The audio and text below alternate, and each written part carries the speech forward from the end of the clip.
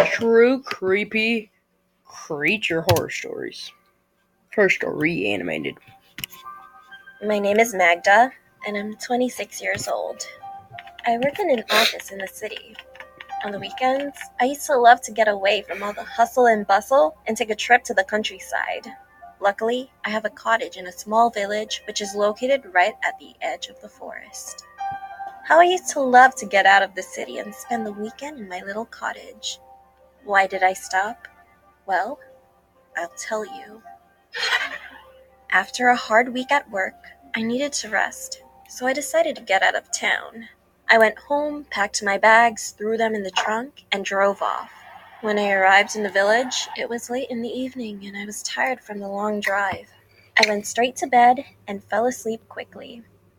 In the middle of the night, I was awakened by the sound of my car alarm going off. I looked out the window, but there was nobody in sight. I found my car keys, pressed the button to shut off the alarm, and the awful noise stopped.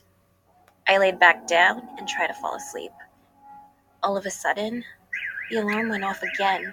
I didn't feel like getting up, so I just grabbed my keys and pressed the button once more. Everything was peaceful and quiet again. However, 5 minutes later, the alarm went off a third time.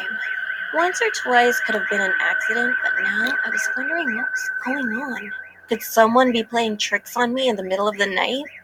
I got up again and pressed the button to turn off the alarm. But this time, I didn't lay back down.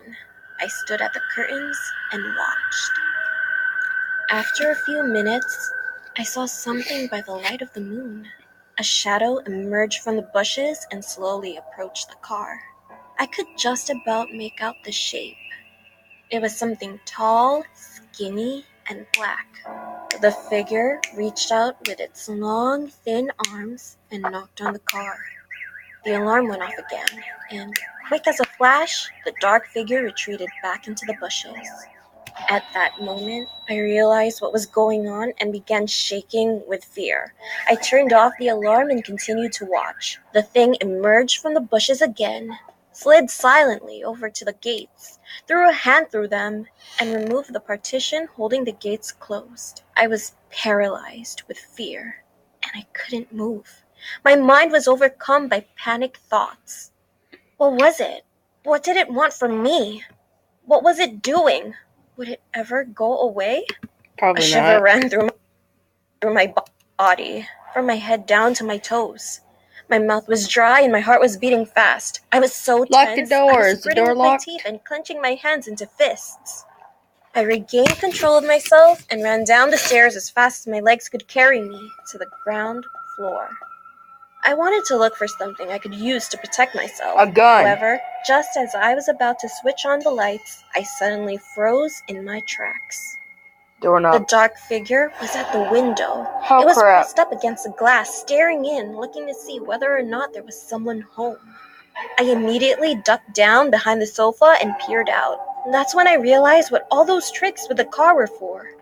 It was trying to lure its victim outside.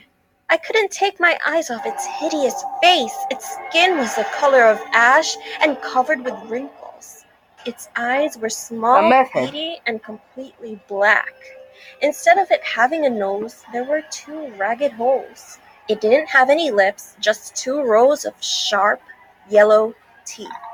When it breathed, it was so heavy and hoarse that it was misting up the window.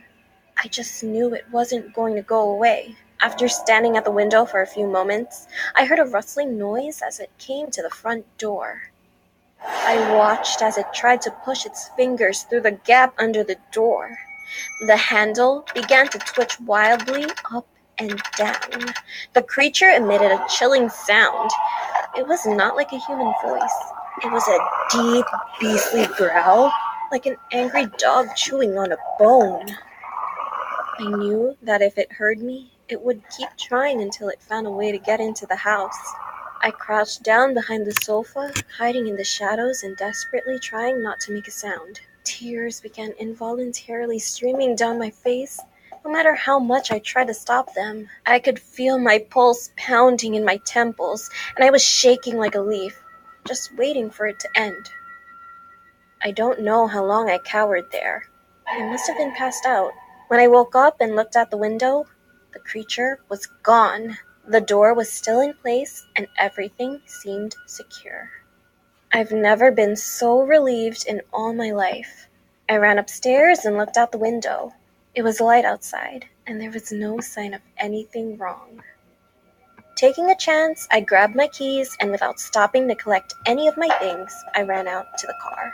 I jumped in, locked the doors, and drove away from the village as fast as I could.